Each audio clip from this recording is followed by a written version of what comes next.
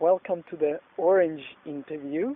I always, or for some interviews, I was bringing a fruit, and this is the orange interview with Lena, Kristina, Tuulse, who is going to give the keynote lecture tonight. She's the only keynote speaker I interview before the keynote lecture already, but since it's the last keynote lecture of the conference, I'm very happy you could make it. Thank you. And we can talk already now. Yes. I've read your manuscript, so I have a rough idea what you're going to talk about, and I'm looking forward to it. Lena, Kristina, you have been involved in the GIC and in the IBF from the very beginning, and as far as I know, you have always been involved. You have always been very active in the GIC and in the International Breathwork Foundation. What does the breathwork mean for you? You're trained as a psychologist, and you're doing a lot of work with different groups, and you're doing various things. What role does the breath have for you in your work? I feel very strongly about breathwork. I've been into so much of psychology and psychiatry where there is so much mind stuff, so much explanation, so much diagnosis and explanation to this and that. That's all good, but if you want to really work with a change for human beings that are having traumas or stress or are hurt or violated, or you need to go a little bit beyond all that and get to the depth of, I would say, the root of the problem, which is many times that people are detached. They are detached to themselves. They are also detached to maybe the security and the safety that once was supposed to be in their life. I will say in my speech tonight that I think that if we look at addiction, the opposite should actually be connection. I look at addiction and many traumatic expressions as a way of dealing and coping with the lack of love, the lack of connection, the lack of feeling that you are wanted, that you are okay, that you mean something, that you have a function, that you are able to come out of this whole situation, that you have qualities inside that someone believes in, can be developed and can be learned and furthered. And so breathwork actually gives a chance to redefine yourself. It gives a chance to explore your mind, your thoughts, your attitudes, your value system. And then a good breath worker would always put in a new way of looking at yourself and at looking at life, if that is a destructive way. Yeah, and I think that's what I feel, that the people are here to do that, and they are open and ready to continue this journey, is this space and this atmosphere of openness, and being able to be surprised every moment by what is going to unfold and what is going to show up. And I know you since my first Global Inspiration Conference, and in a way I feel you're representing this in a very clear and strong and in a very vivid way. So what I also feel is like that that you are here in a very present way. So Is this for you kind also of a family, the International Breathwork Community, the International Breathwork Foundation? I enjoy myself here. I feel that I have a family here of like-minded people that is allowing for a larger degree of openness, of intimacy, of laughter and joy and closeness.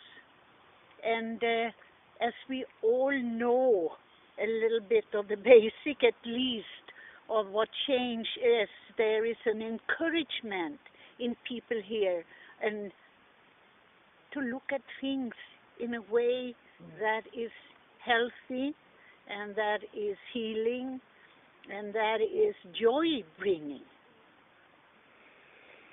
You already mentioned something that was striking me when I was reading your manuscript, and that was you're explaining that connection and addiction are two. You were describing them as opposites.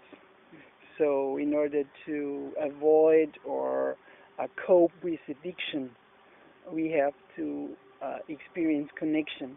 Or addiction might be one of the sources, or of the reasons for addiction might be lack of connection in whatever stages of development of a person. And I know that you were working with addicts, and you're working with various people. How can you learn connection? How you can what are the main aspects of people who feel addicted to whatever? Does not necessarily have to be drug addiction. It can be all kinds of feelings of dependency. You're right. What are your recommendations for them? What are the signals? What are the symptoms you would people to be aware of, and how to work with that? I would say the first, what you have to do is to build trust.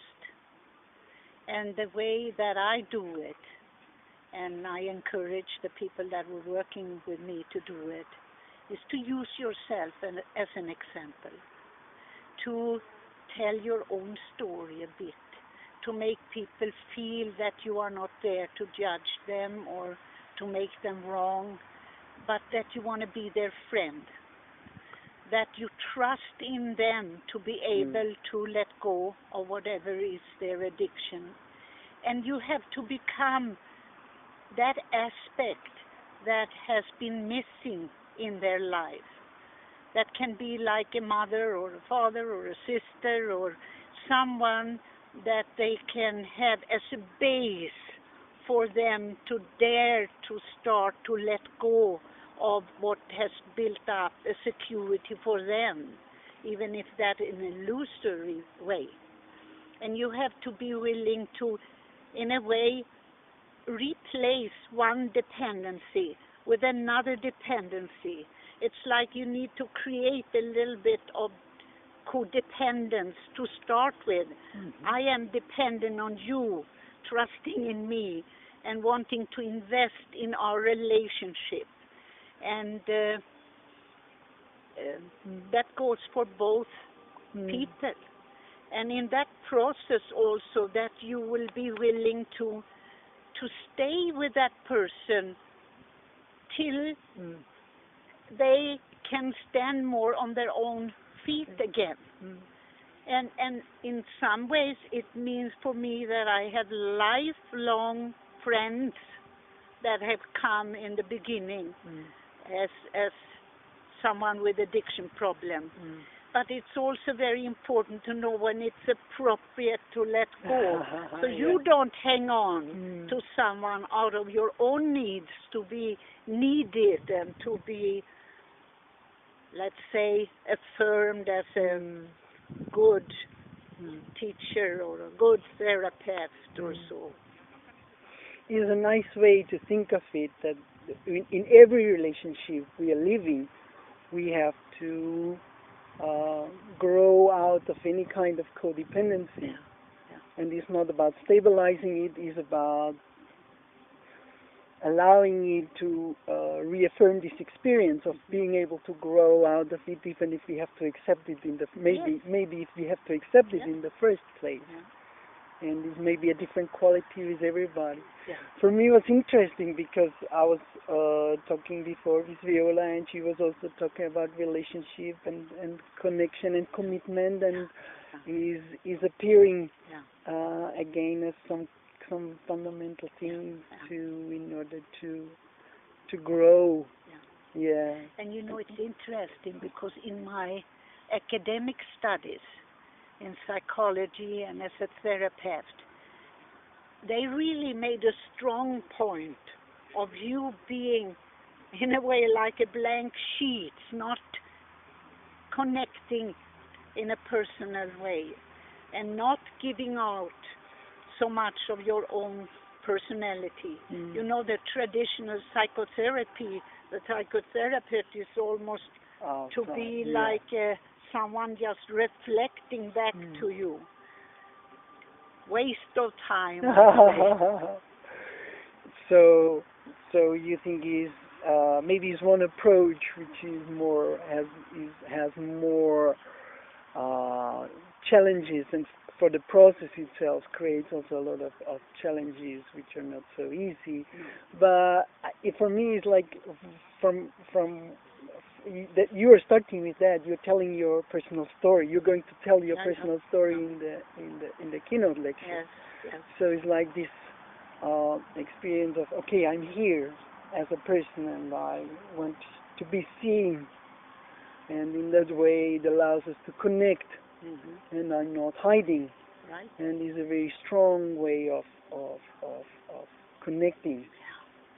And and it makes you in one way vulnerable, you know, because there are people, they think that, oh, you want to be so important, you're going to put yourself forward, you're going to show, because there is something of still that, what shall we say, draw of not being seen, you know, that it is appropriate to not take space. It's appropriate to hold yourself back. And of course, you're not there to dominate, but if everybody took their spaces, I think the world will be so much more fun.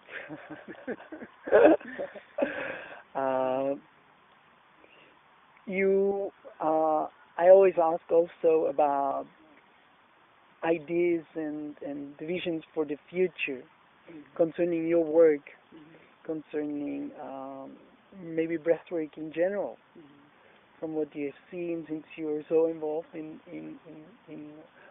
witnessing and being part of the development and of the community. What are the things you want to explore, the things you want to work with in the near future? And is there anything you see for breathwork in general, how to move on, how to step forward? I am really thrilled to travel and teach more. I would like to go to one country every month and give inspiration for breathwork. I think that breath in its many modalities could really take on just like mindfulness movement has been doing, especially now when there are so many modalities that are simple, and to give my share of that to join people in the world. You know, I think it's a very high time for all of us to use our skills and use our time to help the joining of people in this era. They say that we are consuming as much as if we had 1.7 Earths. We have to change the way we live, change the way we use resources, and come back to simplicity. And I feel that breath work in its bare form is working for simplicity. You can be happy. Very simple. You don't need to own so much. You don't need to have so much. If you come to your natural being, you can contribute and you can be very important in that way. And also just spread my love. Yeah. Is that, yeah, that's beautiful. And I'm happy you also address that the environmental challenges we're facing. And here at the conference we have also we have a vegan diet, and is delicious food, is very amazing, delicious, very nourishing, delicious food. So I think we should also, maybe it's important to create awareness for so many, not just to limit their awareness inside, and maybe to take the awareness inside to create also more awareness around us in the ways we relate with people, but also we relate in general. With nature, with everything around us. I mean, look at this nature. Indeed. Look at these trees. They are so amazing. Yeah. Many places you don't find these big trees. They have been cut down long before. Long before. Thank you, Lena, Kristina, for sharing your work with us, for sharing your love with us, for sharing your love with the world, for your projects. All the best. Thank you. And we're all looking forward to your presentation. Thank you. If I had known, I would have dressed up.